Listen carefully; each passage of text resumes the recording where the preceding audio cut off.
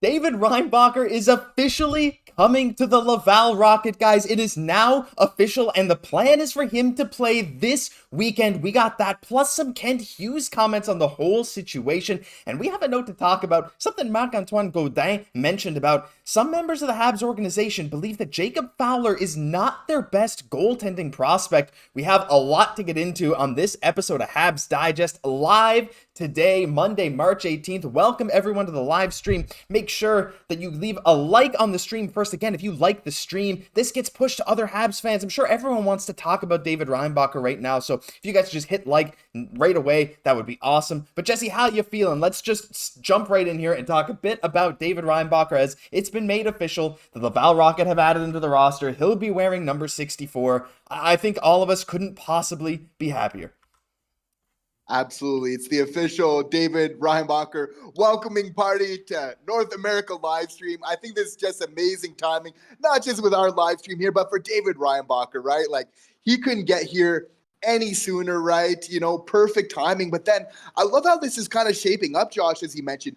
A full week of practice where he's not going to miss any games. He's going to be able to get a chance to really get used to the system, and then right away kind of have 3 games where he's playing right away. But again, like the Laval Rocket, they need him right now. They just, again, great timing, you know, for David Reinbacher coming over. I'm so excited to be able to see him over in Canada. You know, they had that big loss to the Marlies the other night. No, we're not going to talk about that too much, you know, but at the same time, 3 points out of that playoff spot.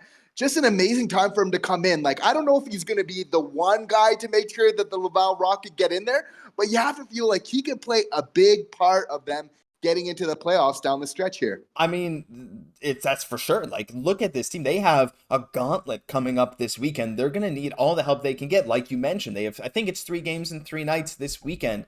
And, well, Reinbacher, I'll bring this up with something Kent Hughes mentioned.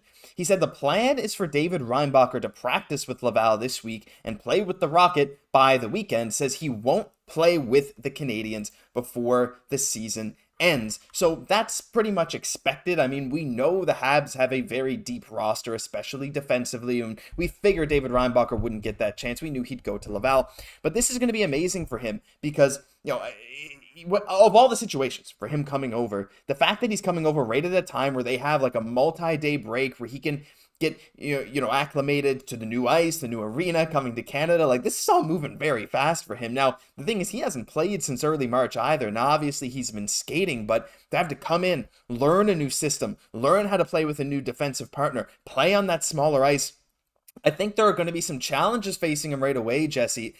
I just hope that we can all stay positive because there are going to be some road bumps along the way, right? Like speed bumps, I suppose, road bumps, whatever. Speed bumps along the way for David Reinbacher. And but I think we just got to take those in stride and just see how he responds to them. I think that's what we're really looking forward to here the rest of the way from him. Yeah, it's going to be a great sample size, like 13 games, to really get into the AHL and kind of have a feeling of what to kind of expect, you know? And Juraj Slafkovsky was kind of asked about this, like, what words of wisdom do you kind of have for David Reinbacher coming, what to expect? And there was almost like some cautionary words kind of wisdom. He was basically like, David, there's some meatheads over here in North America, especially in the AHL, and they're going to try and take your head off. You know, now, I don't think he's trying to scare David Reinbacher with those words a little bit, but I mean, it can come off that way. But at least he's knowing, right? But he's saying, like, there's a lot of skill over in Europe, but you have a little bit more time, right? So you're going to have a little bit less time. And then there's that physical game as well. But I mean, I feel like it's just so great for him where he's going to get a feel of the North American game. He's going to know enough, like it's enough of a sample size that he'll know what to expect, like really get his feet wet a little bit. And I mean, I could see, you know, AHL finish off the year and then NHL. I know it sounds early, but as early as next year, I could see him with the big club. Yeah, it's very possible. Now, let's dive into, some of the defensemen, just some of the defensemen the Habs have going in a second. But first, going to take a look at the live chat. Having a look, people saying hi. Reinbacher making it to the AHL before Will Smith. Greetings from New Brunswick. Shout out to everyone in there giving us shout outs. Thank you for all the kind comments. Yes, things are lining up great for us. A question saying, when does Hutson come in? Well, yeah, Hutson and Dach still in the NCAA playoffs, as Darren said. That's very true. It all depends when the NCAA playoffs end. As soon as Lane Hutson's season is officially over, it could be sooner, it could be later. I mean, we might be waiting almost up to a month, right, to see him come over, but it sure seems like Hutson Hutson's going to come over, and you got to assume he's going to play at least a couple games for the Habs to burn that first year of his ELC. Shout out to Zen Mysterio. Love you guys. Love you, Zen Mysterio. I think I've seen you here for a long time. So shout out to all the long-time supporters here. But Jesse, let's dive into some of the Habs organizational depth charts, I suppose. First things first is the Laval Rocket defenseman. So with the inclusion of David Reinbacher now, they of course have 4 left-handed defensemen and 4 right-handed defensemen. With on the right side, you have Logan Mailloux, Brady Keeper, Justin Barron, and David Reinbacher. Now, Brady Keeper has been playing a lot of third-pairing defensemen. He's been solid, but what do you do with Reinbacher here? Like, is it time to just put him up top 4? I don't know. It's tough to say because you have Justin Barron, who has been in the NHL, has been a proven goal scorer as a defenseman in the NHL, and Logan Mailloux, who has played some of the best offensive hockey from any defenseman in the AHL this season. Is it too far of a stretch to say Reinbacher's going to jump one of those guys, or do you think that he'll end up just being third pairing, at least to start off in the AHL? Because that's kind of my feel. You start him with the third pairing to kind of ease him into it without too much pressure, and then you warm him up and see how he does from there. Exactly. That would probably be the safest, plan of attack, right? But you have to feel like, once he does start jumping up that depth chart, you have to feel like probably going over Barron. But again, looking at a right-handed defenseman, like that's a nice young crop of defensemen ready to make a mark on the NHL. Logan Mailloux, one of the best offensive defensemen in the AHL. We already knew this about him. He's continuing to produce this year. Justin Barron as well, again with the offense. And then David Reinbacher with the all-around game.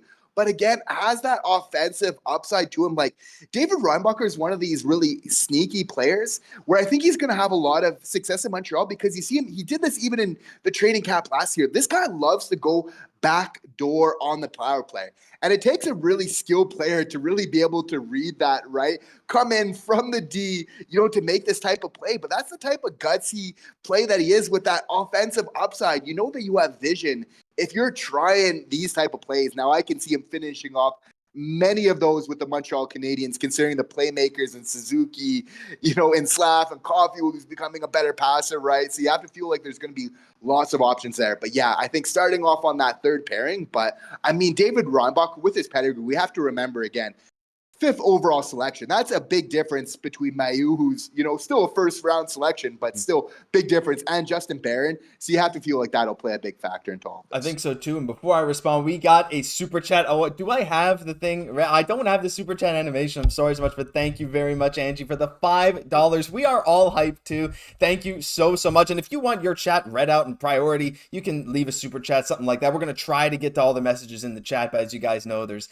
a lot of messages, but thank you so much for the donation. We are so hyped. Amazing stuff. I mean, clearly the hype is spreading to the chat, Jesse, about David Reinbacher because there's so much left to be seen with him. I think part of the allure is that he's so mysterious because we're not sure what we're going to get from him. We know he was a 5th overall pick. We know he has that pedigree, but we know there's some good players ahead of him. And who's he going to jump? Who's he not going to jump? All your points are bang on, right? The thing with Reinbacher, he feels like much more of a sure thing to me when it comes to the NHL level of play versus someone like a Barron or Mailloux who are more so one-dimensional, while Reinbacher's kind of good at everything. And those jack-of-all-trades guys typically have a better conversion rate at the higher level. We're going to take a look through the chat as well, just briefly.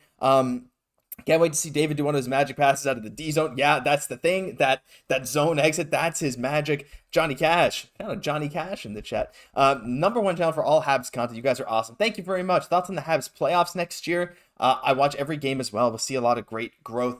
Yeah, I think the odds are the Habs are going to compete for the playoffs, but we're going to get into that, I think, a little bit later. But it all depends as well. Not all depends, but a lot of it depends on how the defensemen stack up. Because right now, this is something we wanted to mention on the Reinbacher front as well.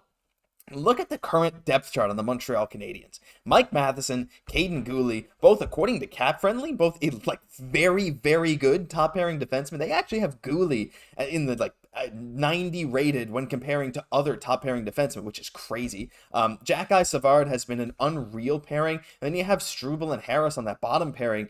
And then with that too, in the AHL, like we just saw, Barron, Reinbacher, Norlinder, Mailloux, Trudeau, and Keeper. And then also you have the overseas guys like Lane, well, not overseas, just guys who are not in the AHL or NHL. Lane Hutson, who's going to be on the team by the end of the season and maybe next year. Adam Engstrom. We got Bogdan in a few years. When it comes to these guys, Jesse, like when you look at this list, how do you fit Reinbacher and maybe Hutson in here right now? That's kind of the question we've been asking each other. It's the question I've asked many other Habs fans. It's the question I'm going to ask you guys in the chat right now. Before you answer me, though, leave a like, guys. We have 34 likes. We have almost 200 people in here. If you want to push this out to other Habs fans, we all want to talk about Reinbacher. Hit that like button. It helps us out a ton. But, guys, who do you think of this core six? Struble, Harris, Savard, Xhekaj, Guhle, Matheson. Assuming none of them, let's assume none get traded. Who do you put Reinbacher in for? Who do you put Hutson in for? To me, I think you maybe put Hutson in over a guy like Struble for now, but his physical edge is tough to get rid of. But, like, I don't know. To me, this is making me maybe more confident that we'll just see Reinbacher spend at least the start of next year in the AHL to warm up his game to make his way towards the NHL. What do you think? Again, that's the beauty of this. And with having so many D-men is that we're never in a rush where we have to feel like we need to push somebody along before they're ready. It's going to give us every luxury.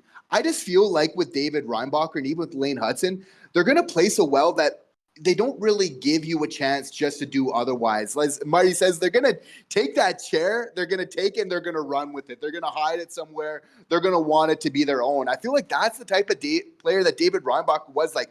For not having such a good season in Cloton this year, we could forget about what a good training camp he had with the Montreal Canadiens. This guy is a guy, cool as ice, very collected, right? Like, he looked super comfortable out there on the NHL. For sure, it's the preseason games, but he's looking good, for sure. And I think Lane Hutson, again, these are these next level type of players, right? But again, we don't want to discredit somebody like Jayden Struble, who for me is obviously an NHL level defenseman.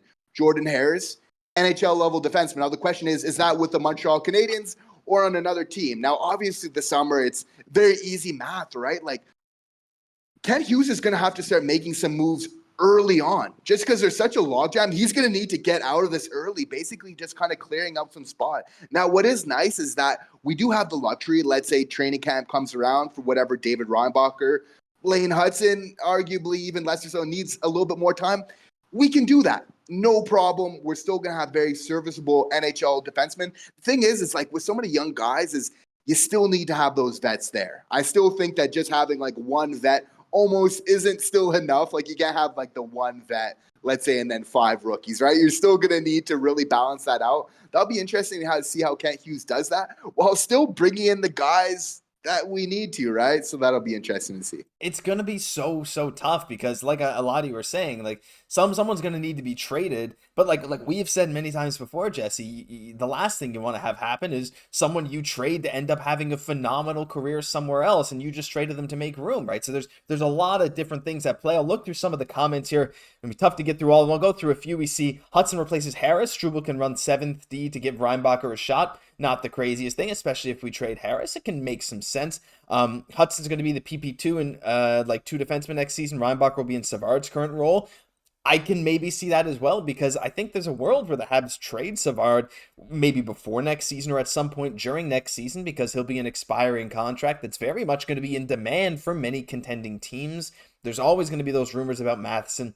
Not sure on those. Kovacevic is still someone that, like, we didn't even bring up, who's still on the roster, who's still under contract for next year at a very reasonable cap hit, but he's not in that top 6. He's kind of that 7th defenseman guy. So where do you put him? Do you just waive him and lose him maybe for nothing again?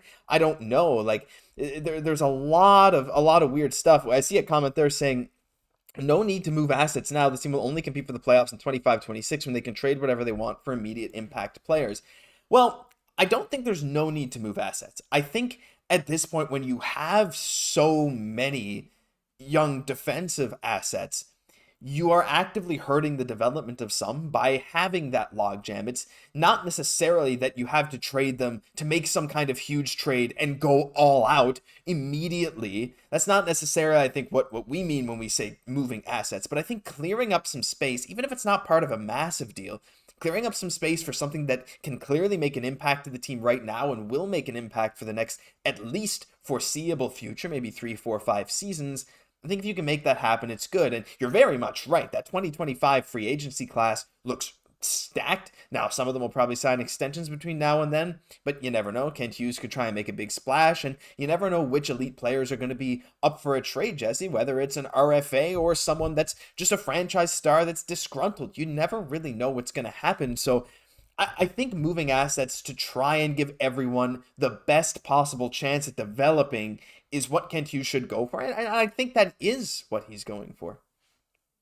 Absolutely. And again, it's a great point, though, of striking that balance between clearing some room, but then also knowing hockey's very rough and tumble game. What do we know as being fans of the Montreal Canadiens? There's going to be injuries that are going to happen, right? So it's easy to think that you got tons of D and we're good and this is totally a strong point for us.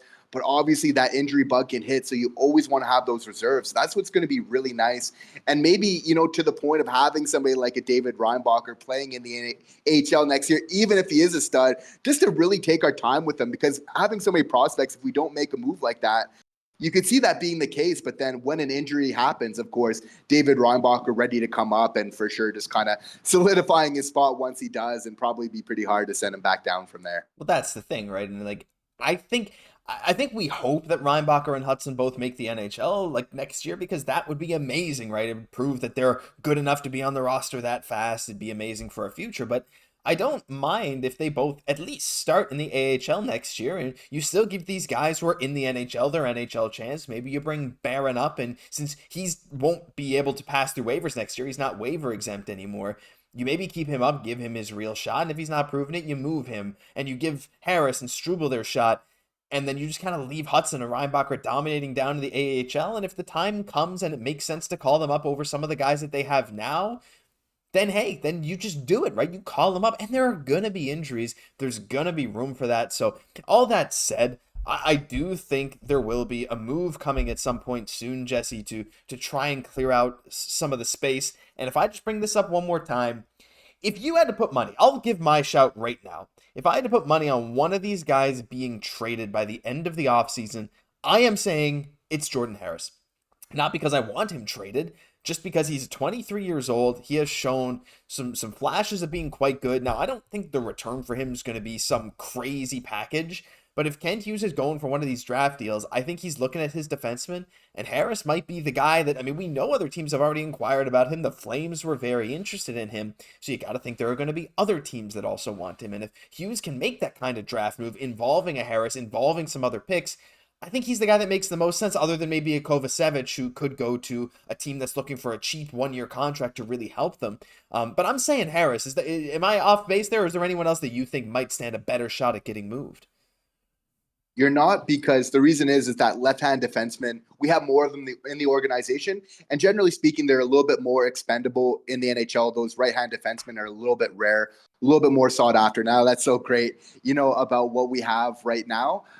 So yeah, it'll be really interesting to see. But at the same time, speaking of the vets, right? Because we have about 3 vets on our decor right now. We got Kovacevic, obviously we got Matheson, and we have Savard.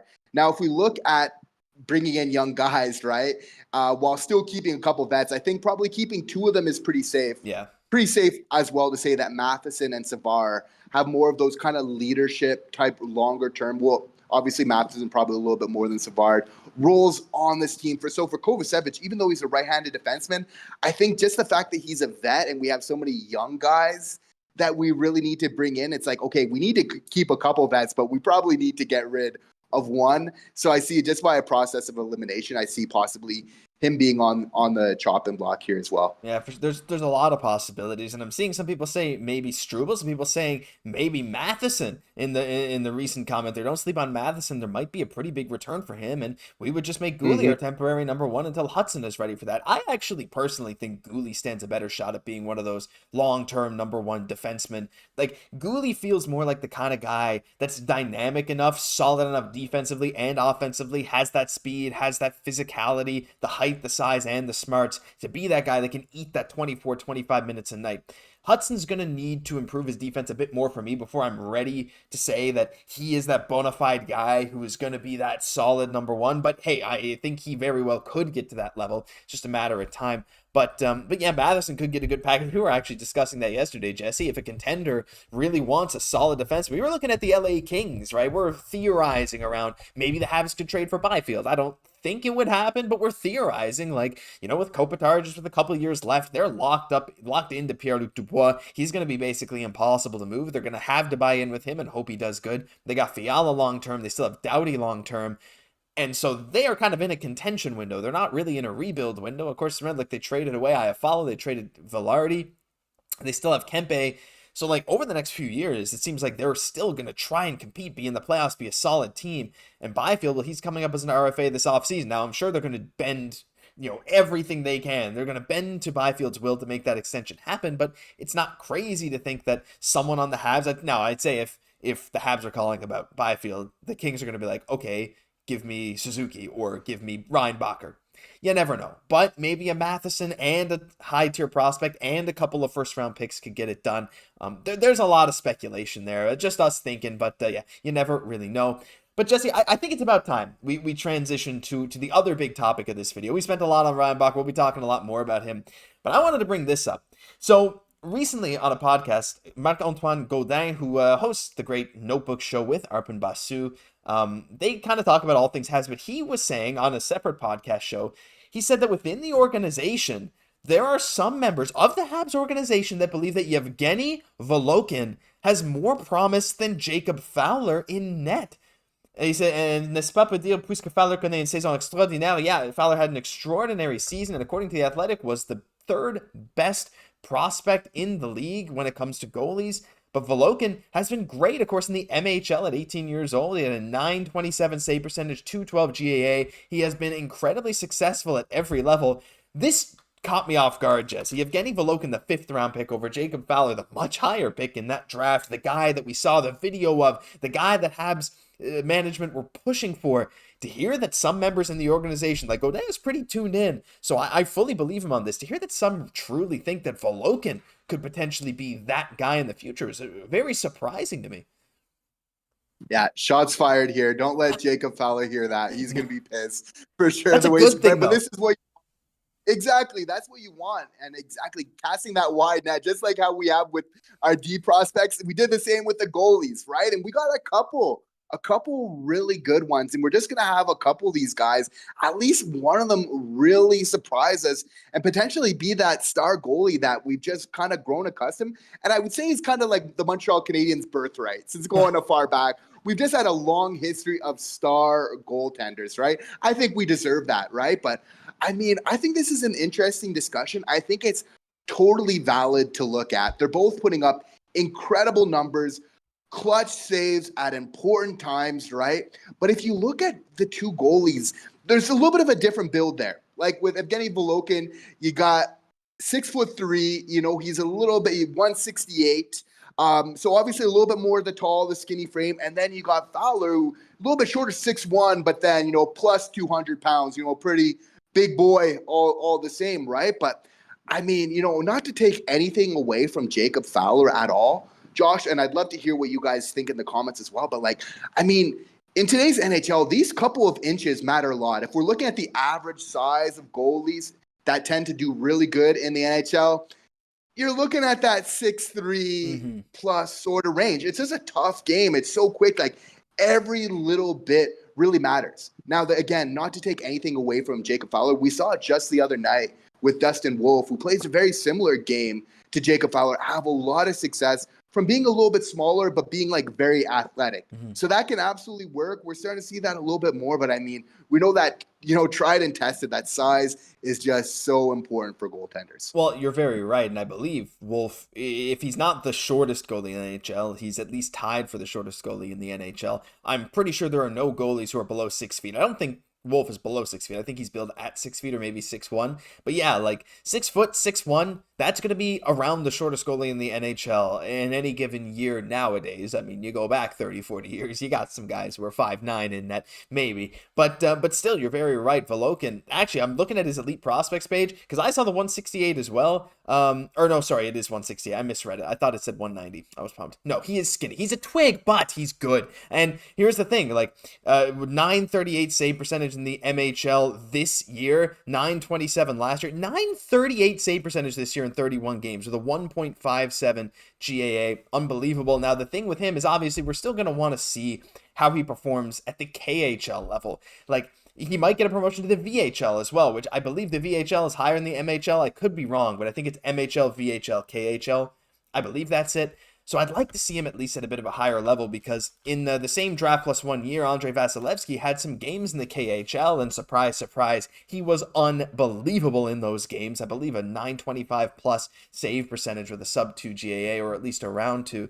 But that's the thing, like, height does matter more than, well, more than I think a lot of people are thinking. Though at the same time, Jesse, it's seeming to be more and more common that goaltending prospects are getting shorter. I mean, I was looking through some recent goalie draft picks from various teams, and it feels like it's extremely common to see these goalies listed at 6 foot, 6'1", 6'2", compared to what 6'3", 6'4" that we're kind of accustomed to for that elite level goalie talent. So I think with the league pushing towards that as well, and when you have a guy like Fowler with his drive, I find it very hard to bet against him, but as we've seen, those college stats don't always mean that you're going to be excellent in the NHL right away. I mean, Jakub Dobeš had an insane season. You could argue it was better or at least on par with Jacob Fowler's year this year, and he struggled to start the year in the AHL. Now, he's gotten a bit better. He's certainly improved his game, but look at Cayden Primo. It's taken him a long time to get into a true NHL goaltender, and even now, you see he has obviously a 41 save shutout, amazing,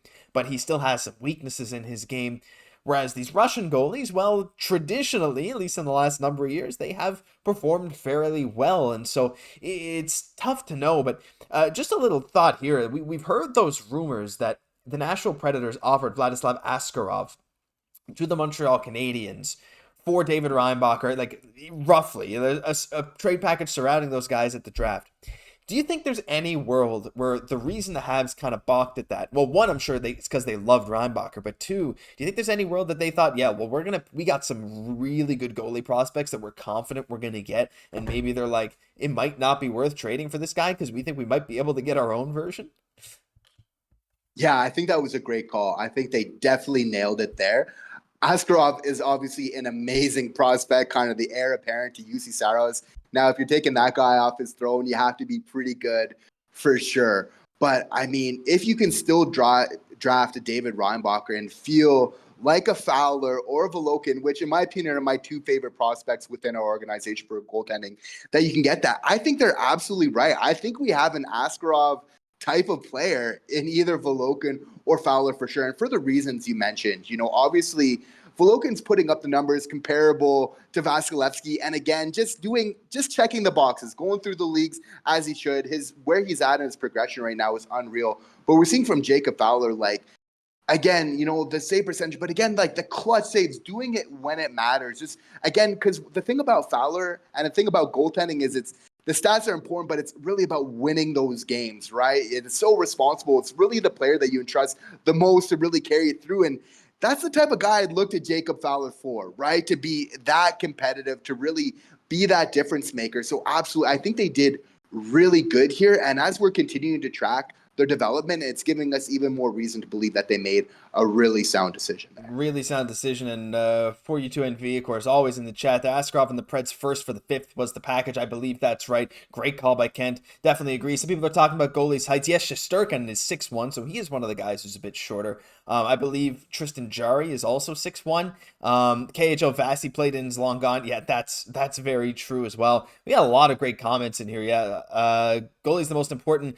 player in the game, even though it's about the team, in my opinion. That's the thing. A goalie can win or lose you a game. We saw that so many times. So finding a good goalie that can carry you through a playoff run, you through a playoff run is rare. And when you find them, you got to hold on to them. You see a guy like Vasilevsky, you see a guy like Jonathan Quick years ago, Lundqvist, Carey Price. These guys are priceless, right? Really, right? When it comes Yeah. down, I'll stop. That's enough. But they are priceless, and so when you're trying to get these guys, you got to throw darts at a wall, and you just got to just hope something sticks, right? Because goalies are so unpredictable. When you're picking these guys, like that's maybe the other thing, Jesse. The final thing I think we'll talk about before we end the stream, guys. We're gonna call this in just a couple minutes, so get your comments in now if you want to say something. But when it comes to goalies, you're picking these guys at 18, 19, 20 years old.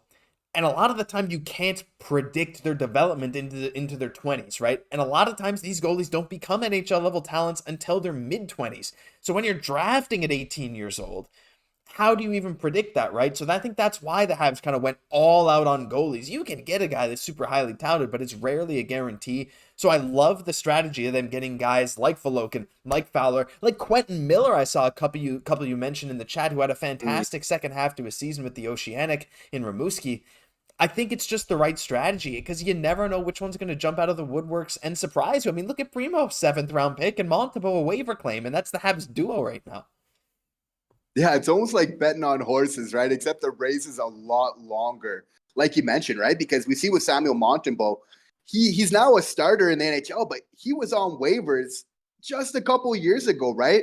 It took him, getting into his mid-20s to kind of really get that maturity he needs to be in today's NHL where more goals are being scored than ever. It's very tough, right? So, and again, with Cayden Primo, still a pretty young guy. We kind of forget he's got a lot of runway till he probably gets to where he's going to be his most competitive as a goalie.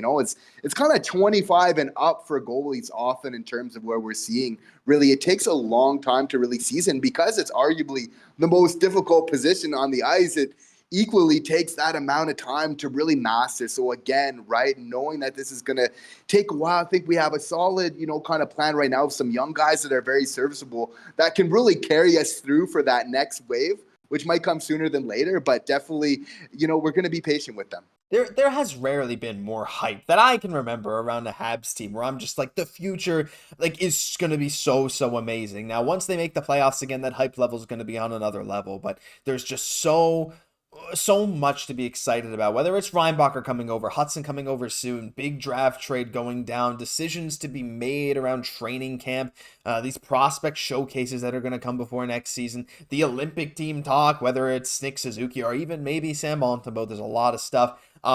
Gonna just quickly go through the chat here, see if there's anything we want to quickly cover, guys. There's a lot of comments, so apologies if we don't get to your comment, but we're gonna try and get to a few here. We see 4U2NV says, is Caufield still a 50-goal player? I believe I've commented about it once, but I want to say it again. If you doubled his shot percentage to 15%, he'd have 40 goals. I think next year that will be his shot percentage. I wouldn't be surprised if Caufield at some point in his career hit 50 goals. I think it's a bit uncertain right now for me just because his shoulder, we don't know how fast it's going to heal or when it's going to heal. Jesse, quick thought on that. Do you think Caufield has a 50-goal season in him at some point in the future? He does for sure, but what I would see as more of kind of as a predictable thing for him is being a 30, 40 goal type scorer, but that's not just a goal scorer anymore, but then also a playmaker, but contributing to winning hockey. And the reason why I do believe he can be a 50-plus goal scorer is if you look at from mid-January, when this line was put together, about 25 games that they played together, we've seen an incredible output. If you span that over that pace of over that 25 games to an 82-point season, Cole Caufield is right at 80 points. He's looking like a point per game type of player. So again, even to get to the question from earlier, that's going to be the difference from Montreal, going into next year versus, this past year is we're going to go into next season already knowing our identity as a first line. We're not going to wait to we're going to see that type of production right from the beginning because they've already had that type of practice together. Slaf, Suzuki, Cole, kind of really working together. So that is going to pay huge dividends. You could argue the main reason for this year was to set up this line, get our identity, and these guys are going to hit the ground running next year. It's going to be super exciting. I completely agree. That playmaking aspect of Caufield is so underrated at this point. 33 assists this year. In 46 games last year, he had 10. It's crazy the development he's had. I see a comment about Dach. I'm pretty sure Dach is 100% done for the year, even though he's skating, he's around. I've heard some rumors. I don't know if it's been confirmed, but I believe the doctor that did the surgery said that he would do it only if they guaranteed he didn't play this year. Don't know if that's true, but that's what I've read. So yeah, I wouldn't be getting your hopes up for Dach to be back this season. Shout out Michael White there. Pretty far. He's in Bay St. George, Stephenville area. Well, very familiar with it, Michael. I'm far away from Newfoundland now, but being from Newfoundland, yeah, I very, very much know where that is. And we got Drew Deeks in the chat right at the end of the stream. What's up, Drew?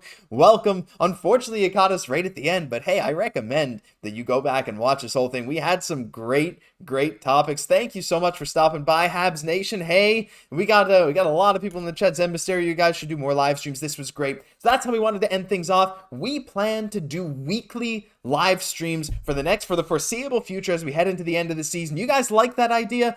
Leave a comment right now if you are up for weekly live streams. We're looking at every Monday evening, somewhere around maybe 6:15 p.m. Eastern every week. A bit earlier today, but we're looking at just a bit after 6 p.m. Eastern every week. So if you guys like that, leave a comment now. And the final thing I wanted to say is leave a like on this stream. Now that we're at the end of the stream, leave a like, push us to other Habs fans. This is going to go out as a video after, so if you weren't around for the whole stream, click on that video again, watch it all, help us out. But Jesse, that'll do it for this live stream episode of Habs Digest. If you enjoyed, leave a like, comment, and subscribe to the channel as we're pushing towards 12,000. We really appreciate all of your guys' support. I'm Josh Gosse, my co-host Jesse Poirier. We'll catch you in the next one.